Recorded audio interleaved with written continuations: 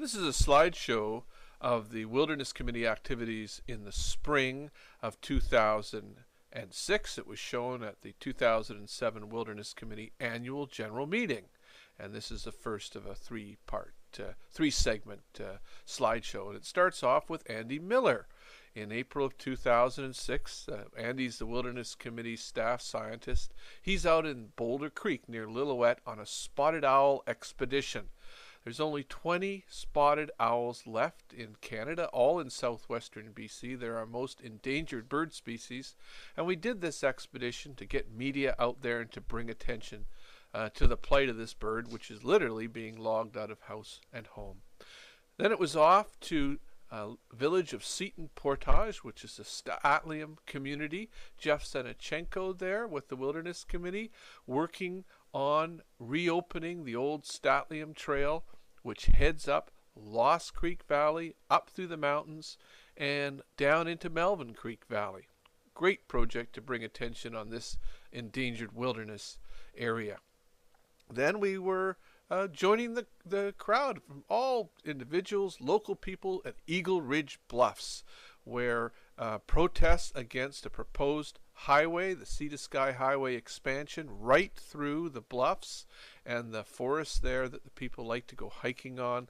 A lot of wildlife there. This was Kevin Falcon, the Minister of Transportation's project to blast a road to the Whistler in support of the Olympics. Local people wanted a tunnel, but Mr. Falcon wanted to blast that road through there. A lot of activists showed up, including Grandma Betty, one of British Columbia's most famous environmental activists. At stake was this part of the Baden-Powell Trail, as well as the Larson Creek wetlands and the beautiful forests around there with the various species that depended on them. We lost that fight, but we sure built a great community of support, and that continues today. On Vancouver Island and the Cameron River near world-famous Cathedral Grove, Annette Tanner, the Wilderness Committee director who works in that area and who had worked for a number of years to prevent a parking lot from going into Cathedral Grove Park, moved on to this Cathedral Canyon, which is adjacent to the park but as yet unprotected. These are the amazing old-growth trees in the forest in Cathedral Canyon. This photo expedition was able to capture the beauty, size of the trees. These trees are all slated for logging, and in fact helicopter logging has begun to winch some of them out. Beautiful Douglas fir trees, cedars, yew trees, all in a classic old-growth temperate rainforest. But as I say, highly endangered, and this is part of the campaign to add this forest and expand Cathedral Grove Park to in fact include all of Cathedral Grove. Great campaign with Vancouver's Mid-Island branch. Then it was back to Statlium territory, where Andy Miller went on a community tour of the Statlium communities that are up between Lillooet Lake and Harrison Lake. And with him and guiding him from the community of Seton Portage were William B.J. Alexander and Mike Alexander, who showed them around the communities, including the awesome Skookumchuck Church. This area has incredible wildlife habitat, including some of the best spotted owl habitat remaining in the province. And it was off to Ghost Pass Trail.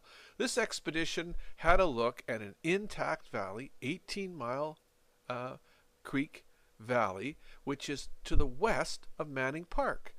And Interfor, and lately they've turned their tenure over to Cattermall Timber, has a bunch of clear cuts planned in the area. It's our goal to get the intact valleys on the west side of Manning Park, like Ghost Pass area, added to the park. And that's why we went on that expedition. Then it was back into Statlium territory, this time east of Lillooet, to bring along a video that we had produced on the Lost Valley trail building work that we'd done in there, as well as newspapers that talked about the need to protect Lost Valley. These are papers that we jointly produced with the Statlium. We also stopped in the Naquaqua village, which is also a Statlium village, to look at resistance being put up there to logging in critical deer winter range. And it looks like that campaign to halt that logging was eventually won. So that was great to get to know the folks there and to see the old growth forest they were seeking to protect. In June of 2006, we found ourselves in front of Premier Campbell's office on the Day of Action for Endangered Species, doing a bit of a picket, bringing attention to some of BC's endangered species that need forests, like our mountain caribou. We produced a number of publications, both in English and in Chinese, aimed at protecting the old growth forest that these species need to live. Of course, there's the spotted owl as well that requires old growth forest.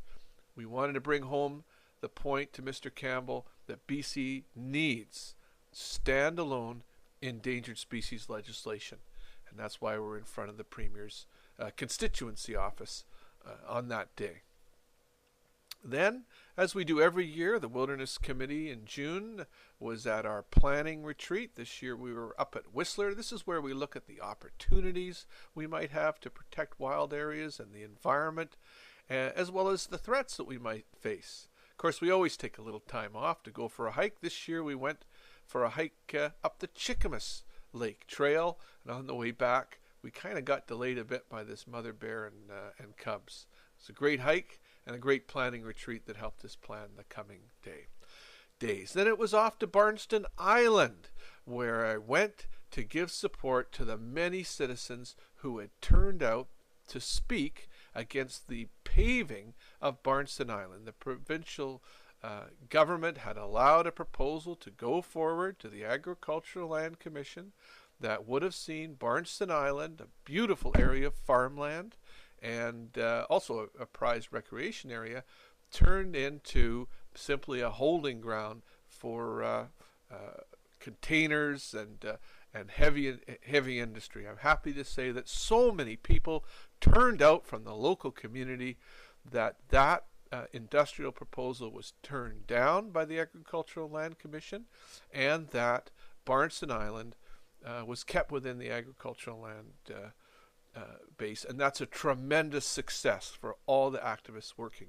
to protect farmland. Then it was off to give support to the people in Maple Ridge who were protesting against plans to develop another piece of farmland out in Lady Farms. Michael Sather, MLA for Maple Ridge Pitt Meadows, was there, and Michael's gone on to be a real hero of the farmland protection movement as he really stood up against paving lands out in Tsawwassen, a real superstar of the movement. Then it was off to the Fraser Canyon and Anderson Creek. Paul Morgan, our Wilderness Committee board director there, crossing Anderson Creek to check out, there's Andy Miller, to check out rumors that helicopter landing sites have been carved into the old growth forest spotted owl habitat. And in fact, that's exactly what we found. These landing sites are the first sign that there was a plan to log this critical owl habitat. But after going to the media, no more logging was done. And in fact, the provincial government announced that 9 areas totaling about 23,000 hectares, these are the areas in blue, would be set aside for a minimum of 5 years in order to protect some of the most important areas of owl habitat. Now, we need over 200,000 hectares protected, so we're 10% of the way there. These areas, here's photos from back in 2001 in the Anderson Creek Valley. These areas we've been working on for years, and you see Devin Page, Andy Miller, and Dr. Peter Hodem, a spotted owl expert from the States. We've been working in the Anderson Valley. It's not an easy place to work. The logging company would gate the road, and we'd have to use half a day to get up to the end with our bicycles. But we're happy to say that was one of the 9 areas protected. Another is a place called Useless Creek Valley in the Fraser Canyon. Useless Creek is also a key area of spotted owl habitat. Here we are In 2002, there's Devin Page from the Sierra Legal Defense Fund checking out habitat that has been slated to be logged. Useless Creek is another one of the 9 areas that have gained protection in 2006. So that's great. Another area that we spent a lot of time working on was what we call the Manning Park Donut Hole. This area is in the middle of Manning Park, but it's unprotected. And in 2004, when we discovered a logging operation there, we got out there and had a camp out to bring attention. We actually had something we called the Race to Extinction, a foot race through the clear cut. Even gave an award out for it. We think it royally embarrassed the provincial government. Here's Ken Wu from the Victoria chapter. Incredible old growth forests in the Manning Park Donut Hole. Manning Park Donut Hole got protection under the Spotted Owl Plan. We also gained in 2006 a lot of friends. Here's a magazine from the SPCA about spotted owls. It's really, really good to have friends to really bring home the importance of this endangered species. And that was a BC book recently produced about spotted owls.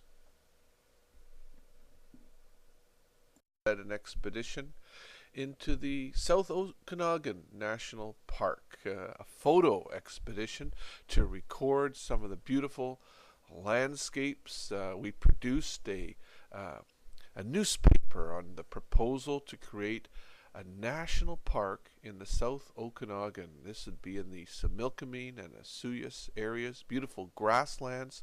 These are some of the most endangered ecosystems, have the most endangered plants and animals in all of Canada. It's also one of the most beautiful ecosystems, rich in bird life and other life along the Okanagan River and Vaso Lake. Tremendous national park proposal, and we're really working hard to see that go through. Then back in the big city, back in Vancouver, where Sue Fox, one of our outreach coordinators, a number of booths and events attended. This is the World Urban Forum.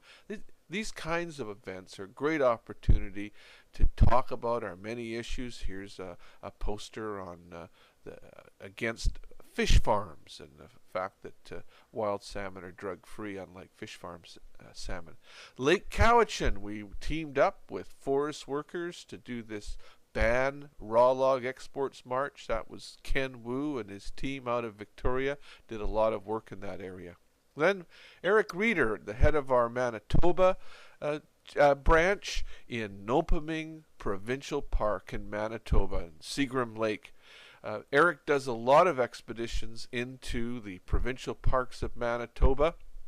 That's because Manitoba parks often have temporary park protection, have to be renewed every 5 years. So his campaign is to get permanent protection for Manitoba's parks, also to expand them, and also to get commercial logging out of the Manitoba provincial park system.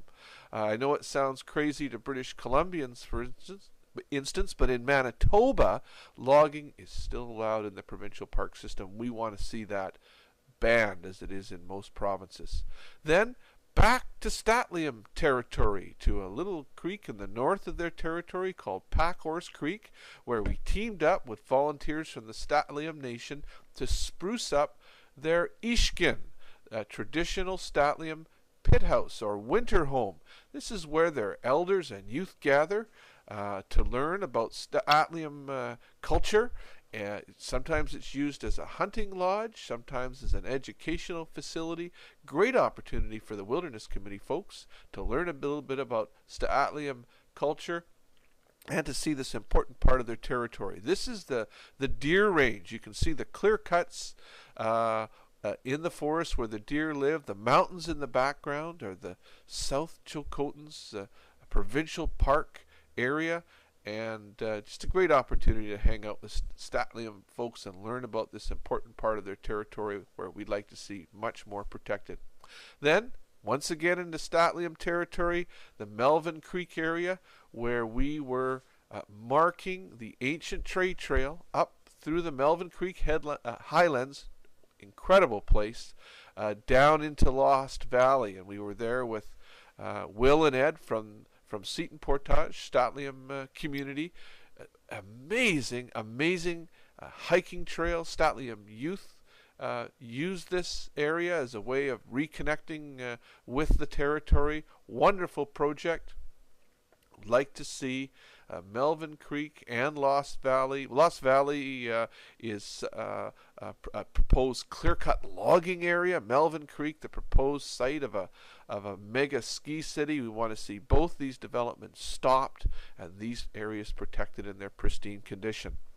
Then there's Paul Morgan, one of our Wilderness Committee board directors, and we were back on the Ghost Pass Trail, scoping it out for a future project to reopen the trail. It had become bushed in.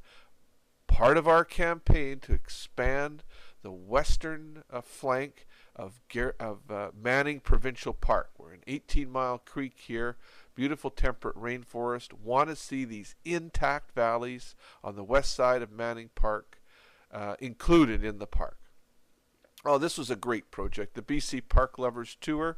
This is where we traveled from provincial park to provincial park in British Columbia to bring attention to chronic underfunding of parks, to fees that were added. You had to pay to use your own provincial park system, especially the parking meters, the hated parking meters. The Wilderness Committee ran a campaign against that. We believe that parks already pay for themselves.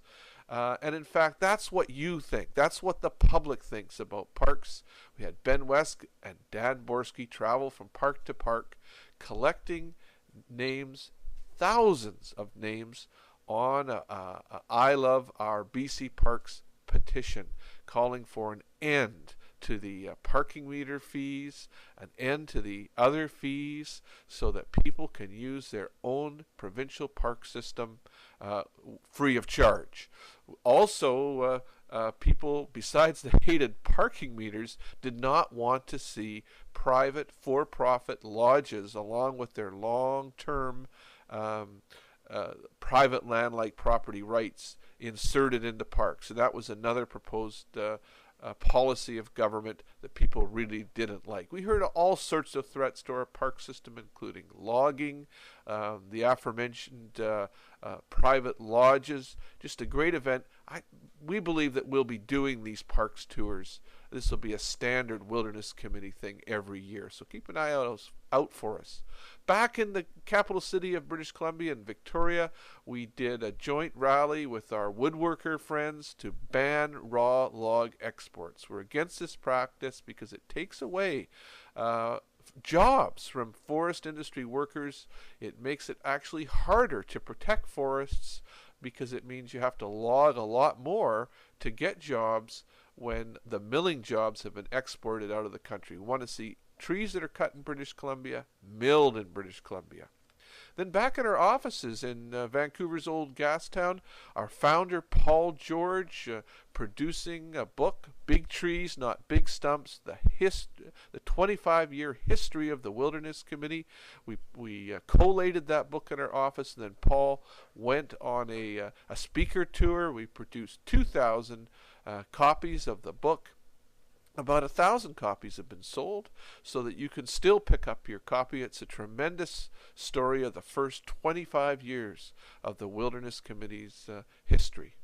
And then back into Statlium territory to the Statlium Fish Camp. This is where the Statlium traditionally catch their salmon on the Fraser River near Lillooet, BC. They're learning about this process. In fact, now the Statlium Fish Camp is a tourism operation. In other words, you can pay to come on a tour to see the Statlium catching their fish in late August, early September, and that becomes part of the Statlium economy and makes it more possible to protect more land and then make a living off the living land in tourism and other industries. Back into Manitoba, this time on Lake Winnipeg, where we produced a newspaper on the Fisher Bay area and the need to extend protection for that. It's important area for wilderness and wildlife, but also for the economy of the local First Nations, Fisher Bay Cree, whose community is in the area. Once again, working with protecting nature, working with First Nations, and working with protecting a sustainable economy. Back in our offices in October 2006, where we always hold our Wilderness Committee annual general meeting. And this is where our members can come and hear firsthand, see slideshows like this slideshow about our activities from the previous year. There's Andrea Reimer, the executive director of the Wilderness Committee. Nick Cuff, one of our community outreach campaigners, giving the Eugene Rogers Award in 2006. It went to Dr. Tracy Lister for her work to protect the natural landscapes in the Mission area in the Fraser Valley. There's Eric Reeder, our Manitoba campaign director with Paul George, the Wilderness Committee founder, having a look at the Big Trees book. Then back into Manitoba, Nopaming Park. This expedition was in fact to document evidence of clear-cut logging within Manitoba's provincial park system. And that's something the Wilderness Committee is bound and determined to get stopped. This is absolutely wrong. Be wrong anywhere in the world to tell the people that you've got a park and then to allow big commercial logging companies to go in there and clear-cut it. Absolutely unbelievable that's happening, but it is. In Clayoquot Valley, we sent out an expedition to check out the trail which we had built in 1993. We did that because we were shocked by a provincial government proposal to renew logging plans, to start up logging again in the pristine valleys of Clayoquot Sound. And so we were getting ready to run a campaign. We produced this mailer card. We got out into the Clayoquot River Valley as a good place to start, and with the permission of the Tloquit First Nations, we went out to see what condition our trail is in, the Tloquit Trail, so that we can revitalize it, get people back into those valleys, and once again build support so we can get legislative protection, work with our First Nations allies to once and for all get the ancient forests of Clayoquot Sound protected in legislation, so that we can go forward knowing that these things will always be there. There just isn't a place like this anywhere else on Vancouver Island. Washington State doesn't have such a wealth of intact temperate rainforest valleys right down to the coast. Neither does Oregon, neither does California. This is really a gem on a world scale. And so we're back into Clayoquot Sound, folks. We'll be looking for volunteers. In November of 2006, Ken Wu had his aerial art project. This uses people to come together and make designs, in this case a design of a big old growth tree. It brings attention to his campaign to end logging of old growth forests on Vancouver. And then in the spring of 2007, Betty and the rest of the Eagle Ridge defenders were in court because of the blockades at Eagle Ridge Bluffs. Betty Croswick got 10 months in jail and became a political prisoner for her peaceful protest at Eagle Ridge Bluffs. It really garnered a lot of media attention, a lot of discussion over the use of contempt of court charges against peaceful protesters, and really got the campaign to stop all these road expansions, the Gateway Project going. Then it was in front of a parks meeting about Mount Robson Provincial Park, where a lodge, a private lodge, was proposed for being put in Mount Robson Park. In fact, right across the province, in many of our provincial parks, the province was pushing for private for-profit lodges, and there was a real pushback by the Wilderness Committee, by many other conservation organizations, and by the general public, who saw that parks are for people, not for corporations to step in and put their private lodges. So through these protests and the discussion, we were able to get that provincial government push stalled and stopped. Then it was in front of the Wilderness Committee showed up in front of the Department of Fisheries and Oceans offices to really focus attention on their support for salmon farms. Salmon farms are a key source of sea lice infestations. The sea lice get on the baby wild salmon. There's Andy Miller dressed up as a salmon farm, and Jeff Senechenko there doing an interview. You can see the big square thing on their head is the actual floating farm, and the brown the brown is all the poop that comes out of these things, major source of sewage. Then it was into Delta for a fantastic event where many, many conservation groups came together to stage this Stop Gateway rally. And it was here that we announced our newspaper, 75,000 copies of the Gateway to Global Warming newspaper, which was distributed, a center page map that shows the extent of the many roads and highways that would really flood our area with cars and trucks and greenhouse gases. There's David Chudnovsky, the NDP transportation critic, speaking there against Gateway. Gateway also includes expansion of the Delta port right in the mouth of the Fraser River, putting at risk our endangered population of orcas, putting at risk the many runs of salmon that come into the mouth of the Fraser there. This is a terrible,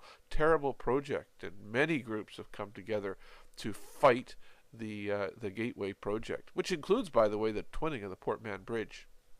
Then it was once again on the steps of the legislature, Ken Wu, and another one of his aerial art displays, bringing attention to his campaign to end the logging of old-growth forest on Vancouver Island. And you can see some of the signs there about some of the great areas up for protection.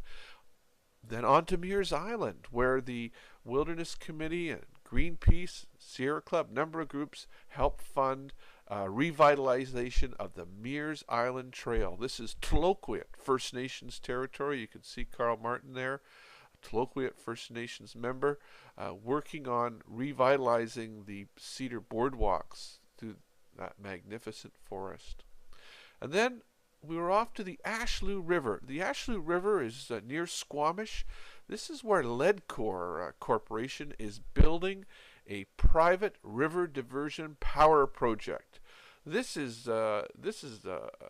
what's happening right across the province is the privatization of our public rivers in order to make these power projects happen. And this is one of our newer campaigns that we're really hitting hard. And then the Step It Up rallies. First of all, this one here in Vancouver, the Wilderness Committee was an organizer of the Step It Up rallies to fight global warming. This was a rally to bring attention to the need to reduce carbon emissions, get government involved in putting hard caps, laws essentially that limit the amount of carbon industry can release into the atmosphere. We need laws if we're going to lower the amount of carbon released into the atmosphere. Great campaign. There's Adrian Carr, Green Party of Canada, speaking. Conrad Schmidt, the Work Less Party, really brought together a lot of opinion leaders. Dr. Fred Bass, for the city of Vancouver. There's myself, Joe Foy, speaking at this rally. Well attended. There's a huge amount of interest. Raging Grannies, a long-time activist group in our area that bring a bit of humor and song to the issues. Gwen Barlee, the Wilderness Committee Policy Director, speaking. Libby Davis, NDP MP for Vancouver East, and Shane Simpson, the provincial NDP environment critic. But of course there were other rallies. Here's one out in Chilliwack, Step It Up rally in front of the BC Environment Minister Barry Penner's office. And out in Whistler, a group got together to have their own call for reduction of greenhouse gases. In Victoria, BC, our own Ken Wu got together with CO2 Man to do their project. This happened right across the country, and the Wilderness Committee helped organize. This is in Newmarket, Ontario, where folks got together, and in Toronto, the Step It Up rally. This all happened on the same day in the spring of 2007. And out in Park City, this innovative thing where they hooked up a giant plastic bag to a car, let it idle for 15 minutes just to show people what comes out of your tailpipe in 15 minutes of idling. Then it was off to an area near Pemberton, the Blackwater Creek area, where Statliam First Nations people were trying to stop a logging project proposal in an area of spotted owl habitat, but also an area where they harvest pine mushrooms, and had gathered in the forest, invited us up to see what was being proposed to be logged and why they were opposing it. And they were able to keep logging out of there, a successful citizen-driven campaign. We went down to Fire Mountain nearby, another area of spotted owl habitat, but there we weren't so lucky. Their logging had started in prime spotted owl habitat, great big Douglas fir trees. 2004 was the last time an owl had been seen in this area, which makes it very important habitat. There's Jeff Senachenko, our research director. We went up and photo documented this, checked out the kind of habitat, very best, it was the very best spotted owl habitat, great big old Douglas fir trees, very old trees. Real shame that this has happened as we prepare for a potential court case. Then Andy Miller headed out to Alberta and Saskatchewan, where he did a number of on-the-ground and in-the-air surveys of boreal forest river valleys and their importance to migratory songbirds. The boreal forest, because of global warming, is experiencing more fires, and of course it's experiencing quite a high level of clear-cut logging. In this regime of increased fires, the boreal forest river valleys become even more important because they're wetter, they burn less, and this is where we hope to hold on to the biodiversity. But if on top of the increased fires, the logging continues to log out these boreal forest river valleys, then the biodiversity of the entire boreal forest is in danger. So that's going to be a major campaign of ours right across the boreal forest area. Then it was out to Maple Ridge to stand side by side with farmers Ting Wu and Risa Lin at their Formosa nursery. They're coming under huge pressure because of Gateway and proposed roads through their farms. These are farmers who just want to farm. There's Ting Wu there. They just want to farm. They have an organic blueberry farm. And it's important that we all come together. The Wilderness Committee was part of this, but there were many environmental groups there coming to support Ting and Risa so that they might be able to fend off some of these road projects. There's Corky Evans, provincial NDP agricultural critic, and Jenny Kwan, critic for economic development. Great gathering here. Elaine Golds, Burke Mountain naturalist, came out to support the farmers. And, of course, Michael Sather, the MLA for Maple Ridge Pit Meadows, and just a champion for protection of farmland.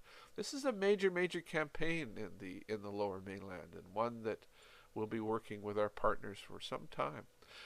On the west coast of Vancouver Island, Ken Wu and his team were out there really showing the amazing ancient old-growth forests that are on Vancouver Island to advance his campaign to end the logging of old-growth forests. These are trees which are spectacular globally, never mind for just British Columbia, really bringing that home.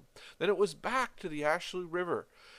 Yeah, this is a so-called green power project, but it requires putting a small dam across the Ashley River, privatizing the project, and we brought a whole group of decision makers out there. There's Chief Stuart Phillip, president of the Union of BC Indian Chiefs.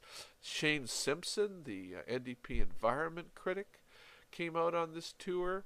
to really have a on-the-ground look at what this means. Adrian Carr, once again, Green Party of Canada, Deputy Leader, out there seeing what it means, these so-called green power projects, how much they disrupt the rivers. And well, this is our final picture of our slideshow to show how far our posters and other material are getting in the world. Hope you enjoyed the slideshow. This was a slideshow once again that we showed at our 2007 AGM. And my name is Joe Foy, and thank you very much for watching. Bye for now.